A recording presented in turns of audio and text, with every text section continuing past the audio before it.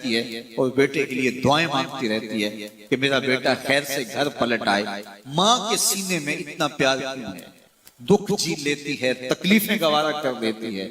غریب مائیں تو بیٹوں اور بیٹیوں کا پیٹ پالنے کے لیے کسی کے گھر کے برتن بھی مانجنے پڑیں تو اس سے بھی گریز نہیں کرتی، تکلیفیں سہ لیتی ہیں، اذیتیں گوارا کر دیتی ہیں، لوگوں کی غلامیاں قبول کر لیتی ہیں۔ مائیں اپنی اولاد کے لیے کیا کچھ نہیں کرتی؟ ماں کو اپنی اولاد سے اتنا پیار کیوں ہے؟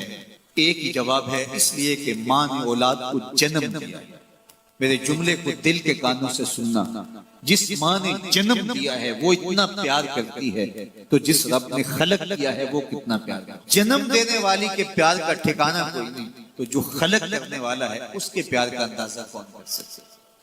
تو ماں گوارا نہیں کرتی کہ میرا بیٹا بھوکا رہے، تکلیف میں رہے، بیٹا بھوک میں تڑپے تو ماں بے چین ہو جاتی ہے۔ تو جو 70 ماؤں سے زیادہ پیار کرتا ہے اس نے کیسے گوارا کر لیا کہ میرا بندہ بھوکا رہے؟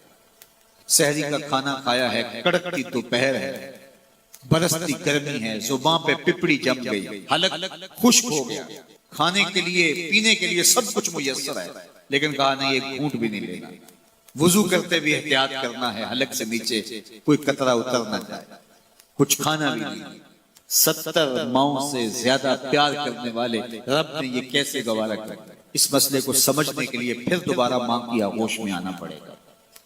بیٹا بیمار ہو گیا، ماں ڈاکٹر کے پاس لے گئی، اس نے دوا تجویز کی، سیرپ لکھا، وہ کڑوا تھا، بیٹا پیتا نہیں، ماں نے زبردستی اس کو لٹا لیا، اس کا حلق کھولا، منہ کھولا، اس میں قطرے سیرپ کے ٹپکا رہی ہے، بچہ چیختا ہے، روتا ہے، لیکن جو وہ قطرے حلق سے نیچے اترتے جاتے ہیں ماں کے چہرے پہ طمانینت آتی جاتی ہے۔ کیا ماں صفاق ہو گئی ہے؟ نہیں۔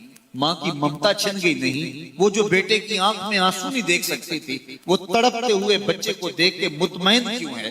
کیا ماں کی ممتا رخصت ہوگی؟ جواب نہیں۔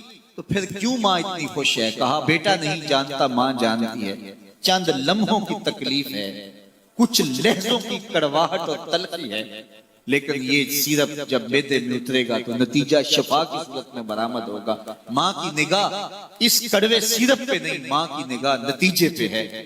کہا 70 ماؤں سے زیادہ پیار کرنے والا رب تمہیں بہت پیار کرتا ہے لیکن بھوک اور پیاس اس لیے گوارا کروائی جا رہی ہے لعلکم تتقون، اس کا نتیجہ تقوی کی صورت میں برآمد ہوگا۔ تمہیں اتقاء کی دولت ملے گی، تم تقوی کا نور پالو۔ اس لیے مہینہ ایک موقع ہے، ایک فرصت ہے، ہم اس فرصت کو غنیمت جانیں اور اپنے نفس کو قابو میں کریں۔ روزہ ہمیں بہت کچھ سکھاتا ہے، اس سے وہ سب کچھ سیکھیں اور اپنے من کو سنوارنے کی کوشش کریں، تو جب ہم تقوی کی دولت پالیں گے تو روزے کا مقصود حاصل ہو جائے۔ آقا کریم علیہ السلام نے ارشاد فرمایا حلال بھی واضح ہے، حرام بھی واضح ہے۔ جو چیزیں حلال ہیں وہ بھی معلوم ہیں، طے ہیں، واضح ہیں، اور جو حرام چیزیں ہیں وہ بھی واضح ہیں۔ وَبَيْنَهُمَا أُمُورٌ مُشْتَبِهَاتٌ لَا يَعْلَمُهُنَّ كَثِيرٌ مِّنَ النَّاسِ، اور حرام اور حلال کے درمیان کچھ شبہ والی چیزیں ہیں، زیادہ لوگ انہیں نہیں جانتے۔ جس نے اپنے آپ کو شبہ والی چیزوں سے بچا لیا اس نے اپنا دین بھی بچا لیا، اپنی عزت بھی بچا لی۔ وَمَنْ وَقَعَ فِي الشُّبُهَاتِ وَقَعَ فِي الْحَرَامِ، اور جو شبہ والی چیزوں میں پڑ گیا گویا وہ حرام چیزوں میں پڑ گیا۔ تو ایک چیز طے شدہ ہے کہ حلال ہے، ایک چیز طے شدہ ہے کہ حرام ہے، درمیان میں کچھ چیزوں کے بارے میں آپ کو شک گزرا ہے، لوگوں کی بھی رائے مختلف ہے، تو آپ اس سے بچیں۔ آپ کھانا کھانے لگے، ایک شخص نے کہا اس میں یار زہر ملا ہوا ہے، دوسرے نے کہا کہ نہیں زہر نہیں ملا، تو آپ اس کھانے کو کھائیں گے؟ آپ ترک کر دیں۔ آپ کہیں گے شک پڑ گیا ہے تو میں اپنی جان جیسی متاع عزیز سے کھلواڑ کیوں کروں؟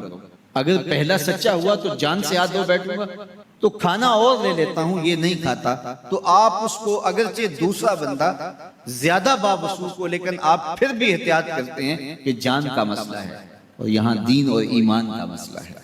اس لیے شبہ والی چیزوں سے بھی بچنے والا اپنا دین بچا لیتا ہے، اپنی آبرو بچا لیتا ہے، اور جو شبہ میں پڑ گیا گویا وہ حرام میں پڑ گیا۔ اللہ کے محبوب فرماتے ہیں جو چیز تجھے شک میں ڈالے اسے چھوڑ دے اور اس کو اختیار کر جو تجھے شک میں نہ ڈالے۔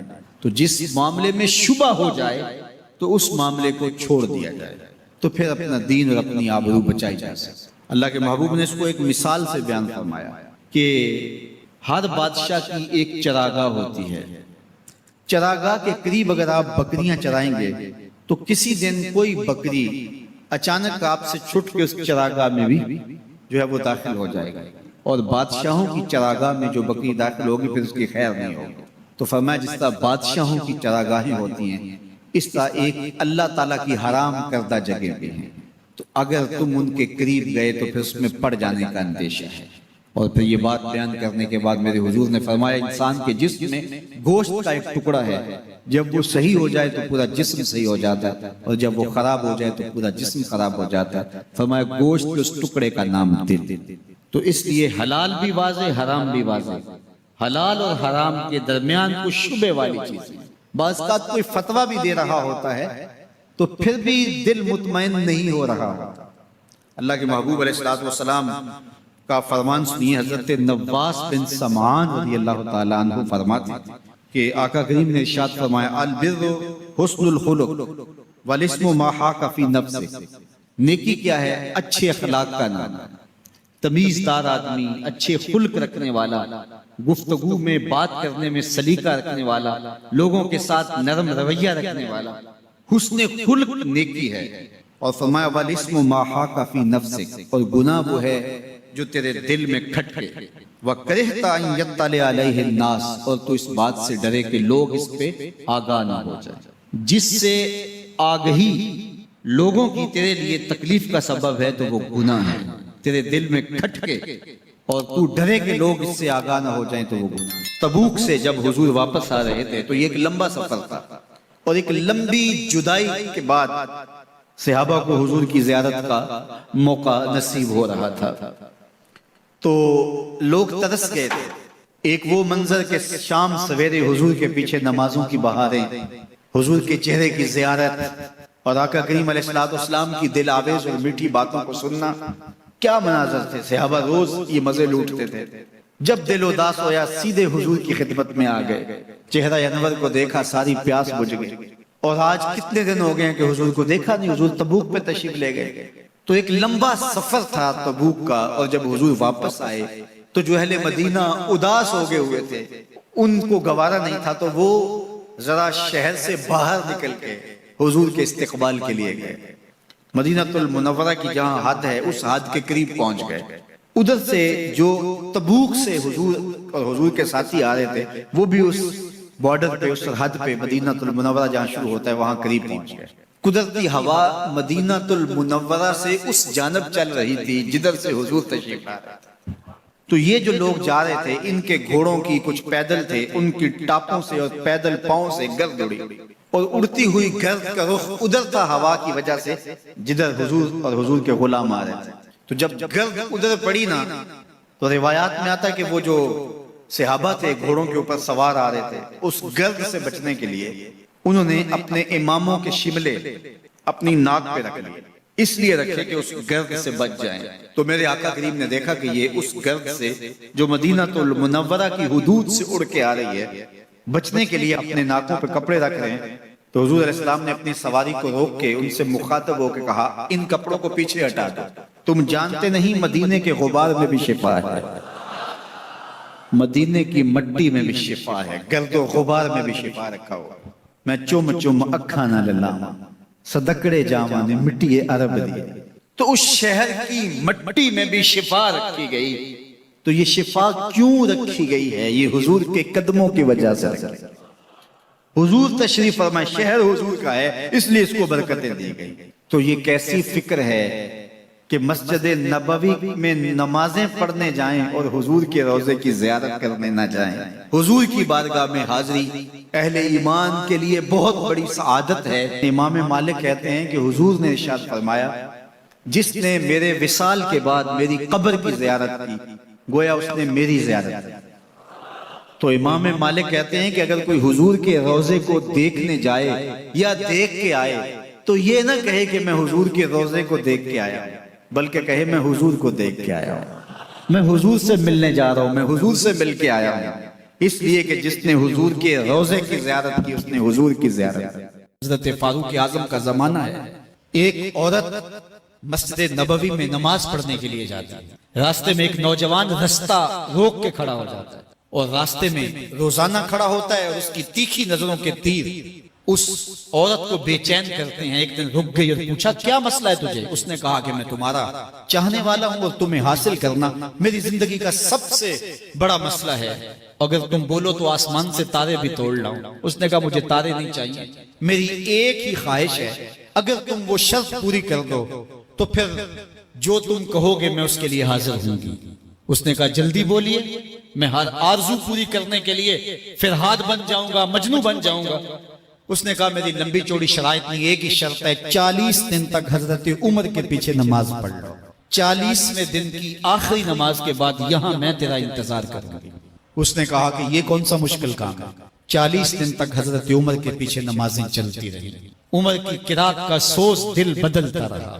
40 دن کے بعد آخری نماز جب ہوئی تو وہ نوجوان لڑکی راستے میں کھڑی تھی اور یہ نظریں جھکا کے گزرنے لگا. تو اس نے آواز دے کے کہا حسب وعدہ تیرے لیے حاضر ہوں. اس نے کہا خیر سے کھڑی رہو, عمر نے دل کا تعلق رب سے جوڑ دیا ہے. تیری دعا ہے کہ ہو میری آرزو پوری. اقبال بولا تیری دعا ہے کہ ہو میری آرزو پوری, میری دعا ہے کہ تیری آرزو بدل جائے, تیری تمنا ہی تبدیل ہو جائے. آرزوؤں تو ساری زندگی پوری نہیں ہوتی, کاش ہے کوئی زندگی کا رخ ہی پھیر دے, کوئی زندگی کی سمت ہی تبدیل کر دے. جس کو حاصل کرنے کے لیے دن رات مرے جا رہے ہیں, کاش وہ مقصود ہی نہ رہے, وہ مطلوب ہی نہ رہے, وہ زندگی کا حاصل ہی نہ رہے. زندگی کو حقیقت کا نور مل جائے, ہمیں پتہ چل جائے ہم اس دنیا پہ آئے کس لیے تھے, ہماری زندگی کا مقصد کیا ہے. جو کچھ برما میں ہوا, جو کچھ فلسطین میں ہو رہا ہے, شام میں جو کچھ ہو رہا ہے, اور اب جو کچھ کشمیر میں ہو رہا ہے, امت لہو لہو ہے. اور 56-57 اسلامی ملکوں کے حکمران ہیں کہاں؟ کیا یہ چیخ بھی نہیں سکتے, آواز بھی نہیں اٹھا سکتے؟ گاجر مولی کی طرح اس امت کو کاٹا جا رہا ہے. انسانیت کا بہتا ہوا خون کیا دنیا کے اندر امن کے ٹھیکیداروں کو نظر نہیں آتا؟ کشمیر کے اندر 1 لاکھ سے زائد لوگ شہید ہو گئے ان 17 سالوں میں. 90,000 بچے یتیم ہو گئے, 23,000 سے زائد خواتین بیوہ ہو گئی. وہ وادی جنت نگاہ انگاروں میں لپٹی ہے, ڈل جھیل کے پانی پر لاشیں تیر رہی, وہ چناروں کی سرزمین آج خون سے لالہ زار بنی ہوئی ہے. کیا پوری دنیا نابینا ہے, اس کی آنکھیں نہیں ہیں؟ کہاں ہے اقوام متحدہ, کہاں ہے امن کے ٹھیکیدار, کہاں انسانیت کے حقوق کی بات کرنے والے, کہاں انسانی تقدس کی کہانی کا نغمہ چڑھنے والے جو بلیوں اور کتوں کے حقوق پر تنظیمیں بنائے ان کے حقوق کی بات کرتے ہیں. آج انسانیت کا یہ لٹتا ہوا قافلہ انہیں کیوں دکھائی نہیں دیتا؟ وہ کیوں نابینا ہو گئے؟ انسانی حقوق کی تنظیمیں, یہ NGOs, یہ چیخ چیخ پہ انسانیت کا نوحہ پڑھنے والے مختلف چینلوں پہ آج کہاں مر گئے ہیں. اور افسوس تو یہ ہے کہ 56-57 اسلامی ملکوں کے حکمران بے حس ہو گئے, انہیں کچھ دکھائی نہیں دے رہا. انسانیت لٹ رہی ہے, انسانیت کا جنازہ اٹھ رہا ہے. ثناخان تقدیس مغرب اب کہاں ہیں؟ انسانی حقوق کی بات کرنے والے اب کہاں ہیں؟ یہ خون کبھی بھی رائے گا نہیں جائے گا. خون جب بہتا ہے تو جم جاتا ہے اور پھر اپنے اثرات چھوڑتا ہے. تو اسی خون شہیداں سے چراغاں ہوگا اور اسی سے اس امت میں بہار آئے گی. اللہ اس امت کو اتحاد دے, اس کو اتفاق اور یگانگت کا نور دے. جب یہ امت متحد ہو جائے گی تو پھر کوئی میلی آنکھ سے بھی نہیں دیکھ سکے گا. لیکن ہمارے افتراق نے, ہمارے انشقاق نے, ہماری باہمی لڑائیاں نے, ہماری جغرافیائی تقسیم نے, ہماری فرقہ وارانہ لڑائیوں نے دشمن کو دلیر کر دیا ہوا ہے. آج حکمران صرف اپنے سطحی مفاد کے لیے, صرف سطحی مفاد کے لیے امت کا بہتا ہوا خون گوارا کر رہے ہیں. کتنا نازک دور تھا اس امت پر, اور ہم کیا کر رہے ہیں اور کیا کرنے جا رہے ہیں. ہماری سوچ, ہماری اپروچ کیا ہے؟ ہم اپنے انداز زندگی اور طرز معاشرت کو دیکھیں, ہم کہاں کھڑے ہیں. ہر شخص اپنے اپنے منصب کو سمجھے. اللہ اس امت کو کھویا ہوا وقار دے. میں ایک دن جامعہ میں آیا تو رات کا پچھلا پہر تھا اور لائٹیں بھی آف تھیں, تو مجھے قرآن پڑھنے کی مسجد کے ہال سے آواز آ رہی تھی.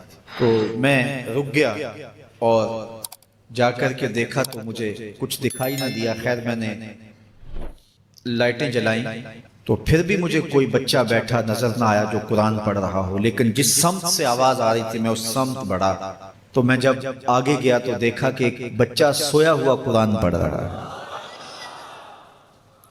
ان کے تو خوابوں میں بھی قرآن ہوتا ہے، یہ تو جنت کی چڑیاں ہیں۔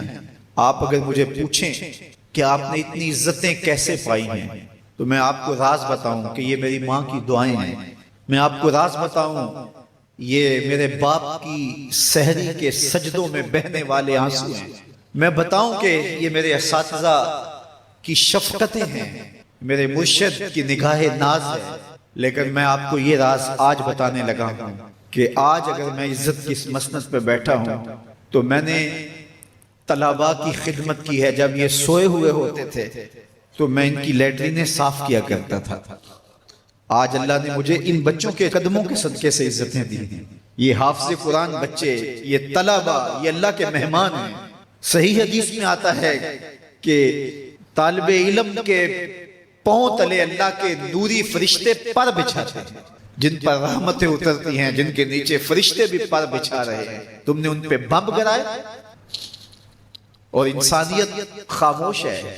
ہمارے استاد فرماتے تھے کہ ایک دارالعلوم تھا، وہاں طلباء پڑھتے تھے، تو یہ بچے ہوتے ہیں بالخصوص حفظ کی کلاس کے بچے، چھوٹی عمر کے ہوتے ہیں، اور اس عمر میں بچوں کی شرارتیں، بچوں کی اٹکیلیاں، یہ ان بچوں کے بچپنے کا حسن ہے۔ بعض لوگ ہمارے پاس آتے ہیں کہ یہ بچہ شرارتیں بہت کرتا ہے، دم کر دیجئے، تو میں کہتا ہوں یہ شرارتیں ہی تو ان کی عمر کا حسن ہے۔ جب بڑے ہو جائیں گے تو یہ سنجیدہ ہو جائیں گے۔ وہ ایک شاعر نے کہا تھا مجھے اچھا نہ لگا بچوں کا جوان ہونا۔ جب چھوٹے ہوتے ہیں تو ان کی شرارتیں ان کا حسن ہوتا ہے، تو وہ سکول میں پڑھتے ہوں، وہ جامعہ میں پڑھتے ہوں، یا وہ کسی فیکٹری میں وہ معصوم بچے کام کرتے ہوں، کسی ڈھابے پہ چائے بیچتے ہوں، تو ان کی طبیعت میں وہ شرارتیں ضرور ہوتی ہیں۔ یہ ایک بچوں کے بچپن کا حسن ہے۔ تو وہ بچے تھے اور شرارتی مزاج تھا، اور ایک شخص ان کی خدمت کیا کرتا تھا۔ کبھی وہ گھی کا کنستر اپنی کمر پہ لاد کے لا رہا ہے، کبھی وہ آٹے کی بوری اپنی کمر کے اوپر لاد کے لا رہا ہے، اور بچوں کی خدمت میں لگا رہتا تھا۔ بچے تھے، کچی عمر تھی، شرارتی مزاج تھا، تو انہوں نے اس کا نام ڈال دیا حمار، گدھا۔ جب بھی بھوک لگی ہوتی اور وقت کھانے کا قریب ہوتا تو کہتے وہ ہمارا گدھا گیا ہوا ہے، ابھی لے کے آئے گا تو کھانا ہم کھائیں گے۔ تو آپس میں انہوں نے اس شخص کا نام جو ان کا خدمت گزار تھا گدھا رکھ دیا۔ اسے پتا چلا کہ یہ مجھے گدھا کہتے ہیں، میں ان کی خدمت کروں، نوکری کروں، بلا معاوضہ میں ان کے لیے کمر پہ گھی کے کنستر اور آٹے کی بوریاں لاد لاد کے لاؤں، اور یہ مجھے گدھا کہتے ہیں۔ اس نے چھوڑ دیا اور گھر چلا گیا۔ رات پڑی، سویا، مقدر جاگے، کیا دیکھتا ہے؟ حشر کا منظر ہے، اور وہ طالب علم ہیں، انہیں جنت کا حکم ہوتا ہے، تو وہ اڑ جاتے ہیں اور ضد کرتے ہیں اور اٹکیلیاں کرتے ہیں، نہیں ہم نے جنت میں نہیں جانا جب تک ہمارا گدھا ساتھ نہیں جائے گا۔ یہ اٹھا اور آنکھوں میں آنسو تھے اور دوڑتا ہوا مدرسے سے آیا، کہا تم مجھے گدھا کہو، حمار کہو، کوتا کہو، میں نوکری تمہاری ہی کروں گا، کیونکہ تم اللہ اور اس کے رسول کے پیارے ہو۔ کتنے خوش نصیب ہیں وہ ماں باپ جن کے بچے حافظ قرآن بنتے ہیں۔ آپ کو پتا ہے قیامت کے دن حافظ کا تو جو مرتبہ ہوگا وہ ہوگا ہی ہوگا، حافظ قرآن کے والدین کے سر پہ نور کا تاج رکھا جائے گا۔ جب حضور علیہ السلام کے گھر کا محاصرہ کر دیا گیا اور کفار مکہ نے یہ سوچا کہ آپ کی زندگی کا چراغ ہی بجھا دیا جائے، یہ قصہ ہی تمام ہو جائے، تو اللہ کے محبوب علیہ السلام نکلے تو حضرت سیدنا علی المرتضیٰ رضی اللہ تعالیٰ عنہ کو اپنے بستر پہ لٹایا اور کہا علی صبح اٹھنا اور ان کی امانتیں دے کے تم بھی مدینے چلے آنا۔ اب ذرا غور کیجئے کہ جو خون کے پیاسے ہیں، جو دشمن جاں بنے ہوئے ہیں، جنہوں نے محاصرہ کیا ہوا، ان کی امانتیں حضور کے گھر میں ہیں، ایسے حالات میں بھی سیدنا علی المرتضیٰ رضی اللہ تعالیٰ عنہ کو ٹھہرایا اور بتایا کہ یہ لوگ ہیں جن کی امانتیں میرے گھر ہیں، اور تم ان امانتوں کو واپس دے کر کے مدینے پہنچنا ہے۔ تو یہ کردار تھا، اور کردار کی یہ وہ روشنی ہے کہ جس کے آگے ہر شے مات پڑ جاتی ہے۔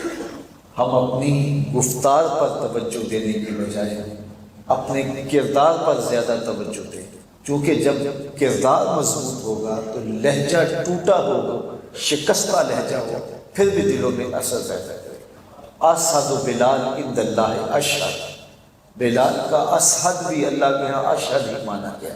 تو تسخیر جہاں اور لوگوں کے دل میں اسلام کا نور پیدا کرنے کا جو ذریعہ ہوا وہ حضور علیہ السلام کا روشن کردار ہے۔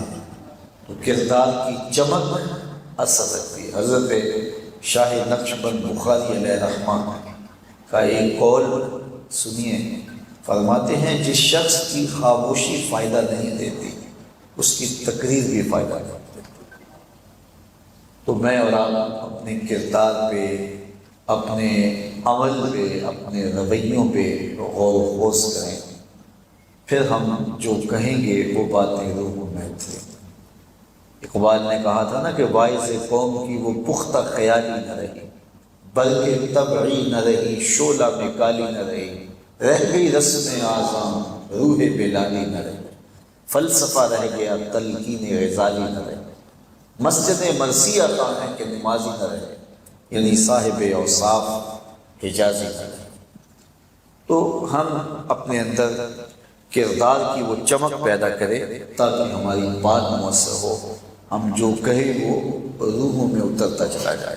تو اللہ کے محبوب علیہ السلام کی زندگی کا روشن پہلو اور جو اسلوب تھا حضور علیہ السلام کے پیغام کا لوگوں تک پہنچنے کا، جو دلوں میں اترنے کا جو انداز تھا، اس میں سب سے اولیت اللہ کے محبوب کا کردار ہے۔ جب لوگ عمرہ سے واپس پلٹتے ہیں یا حج سے واپس آتے ہیں تو ہر بندہ اپنا سامان باندھ کر کے اس کا وزن کر رہا ہوتا ہے۔ کیوں وزن کر رہے ہو؟ جی ایئرپورٹ پہ پریشانی نہ ہو جائے، جتنا وزن انہوں نے بتایا ہے کہیں اس سے زیادہ نہ ہو جائے اور وہاں مسئلہ نہ بن جائے، تو پہلے ہی اپنا وزن کر لیتے ہیں کہ وہاں پریشانی نہ ہو، اور اگر وہاں پریشانی ہو بھی جائے تو اس کے کئی حل بھی موجود ہیں۔ لیکن پھر بھی ہم کہتے ہیں کہ معمولی پریشانی سے بھی بچنے کے لیے اپنا وزن پہلے ہی ہوٹل میں وہاں کر لیتے ہیں کہ ایئرپورٹ پہ پریشانی نہ بنے۔ تو فرمایا گیا حاسبو قبل ان تحاسبو، دنیا میں اپنا حساب لگا لو، اپنا وزن کر لو، کہیں ایسا نہ ہو قبر میں پریشانی نہ بن جائے، کہیں ایسا نہ ہو کہ حشر میں پریشانی نہ بن جائے، میزان پہ جب عمل تلنے لگے تو پریشانی نہ بن جائے۔ اس لیے اپنے اعمال کو دیکھ لو، تمہیں اچھی طرح معلوم ہے کہ تم کس جگہ پہ کھڑے ہو۔ بل الانسان علی نفسہ بصیرہ، انسان اپنے آپ کو خود دیکھتا ہے، اسے پتا ہے کہ میں کہاں کھڑا ہوں اور میری کیفیت اور میرا باطن اور میرا انداز حیات کیا ہے۔ تو اس لیے ہمیں اپنی اس مختصر زندگی کا جائزہ لگانا ہوگا۔ ابھی 15 دن رمضان المبارک کے گزرے تو ہم دیکھیں ان ایام کے اندر ہم نے اپنا وقت کیسے گزارا۔ آدھا سفر یہ ماہ نور کر گیا، ہم جہاں تھے وہیں کھڑے ہیں یا ہم اپنی باطنی کیفیت کو بہتر محسوس کر رہے ہیں؟ جس کے 2 دن برابر گزرے وہ ہلاکت میں ہے۔ گزرنے والے دن سے آنے والا دن بہتر ہونا چاہیے، اور اگر کسی شخص کا آج کا دن کل سے بدتر تھا تو اس کے پلے تو پھر کچھ ہے ہی نہیں۔ اس لیے میں اور آپ اپنا محاسبہ کر سکتے ہیں کہ ہم کہاں کھڑے ہیں۔ تو اب بھی ہمارے پاس موقع موجود ہے، بقیہ 14 دن ہمارے پاس موجود ہے۔ تو فرمایا اس شخص کی ناک خاک آلود ہو جس نے ماہ صیام رمضان المبارک کو پایا، اور رمضان المبارک کے اندر اس نے کثرت عبادت کے ذریعے اور محاسبہ نفس کے ذریعے اور دیگر ذرائع سے اپنی مغفرت نہ کروائی، چونکہ اللہ کے محبوب کا ایک اور فرمان ہے، ارشاد فرمایا من صام رمضان ایمانا و احتسابا غفر له ما تقدم من ذنبه، جس نے ماہ صیام کے روزے رکھے ایمان کی حالت میں اور محاسبہ نفس کے ساتھ، اللہ کے محبوب فرماتے ہیں اللہ اس کے پچھلے سارے گناہ معاف فرماتے ہیں۔ ہم کبھی حجامت کروانے جائیں تو اس کے بعد ہمیں پتہ چلتا ہے کہ ہم ہلکے ہلکے محسوس ہو رہے ہیں۔ 2-3 دن ہم سفر میں رہیں اور آ کے غسل کریں تو میل کچیل اترے تو پھر پتہ چلتا ہے اپنے آپ کو ہلکا ہلکا محسوس کر رہے ہوتے ہیں۔ تو گناہ دھل جائیں تو پھر روح کو کیسی سرشاری محسوس ہوتی ہے۔ میں اور آپ اپنے آپ کو دیکھ سکتے ہیں کہ کیا ان 15 دنوں کے گزرنے کے بعد ہماری کیفیت باطن کیا ہے، اور اگر ہم اس کو محسوس ہی نہیں کر سکتے تو پھر اس کا مطلب ہم وہیں کے وہیں کھڑے ہیں۔ تو میں اور آپ دیکھیں کہ ہمیں ان 15 دنوں کے اندر حاصل کیا ہوا ہے، اور ہم اچھی طرح اپنے آپ سے آگاہ ہیں. ہم اپنے آپ کو کسی دھوکے میں نہ ڈالیں.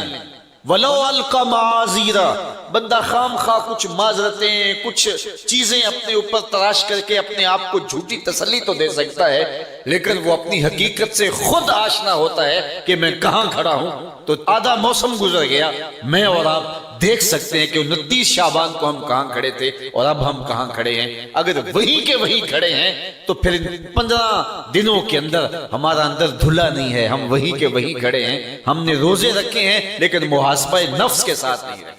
ایک فقیر تھا، اس کا مزاج یہ تھا کہ جو بھی اس کے ڈیرے پہ آتا اس کو کھلاتا اور اس کی خدمت کرتا، اور یہ فقیر کا مزاج ہوتا ہے. بابا بلے شاہ نے کہا تھا نا، اٹ کھڑکے دکڑ وجے تتا ہووے چلا، آن فقیر کھا کھا جاون راضی ہووے بلا. تو یہ فقیر کا مزاج ہوتا ہے کہ لوگ اس کی چوکھٹ پہ آئیں اور وہ لوگوں کو جو ہے وہ کھلائے، ان کی ضروریات کو پورا کرے. تو وہ درویش تھے اور جو بھی ان کے پاس آتا اس کی خدمت کرتے.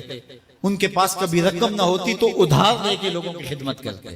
حتیٰ کہ جب ان کا آخری وقت قریب آیا اور حالات ایسے ہو گئے کہ لوگوں کو لگا کہ بابا جی اب رخصت ہونا چاہ رہے ہیں، تو سارے قرض خواہ اکٹھے ہو کے بابا جی کے پاس آ گئے کہ جناب ہمارا قرضہ ادا کیجیے.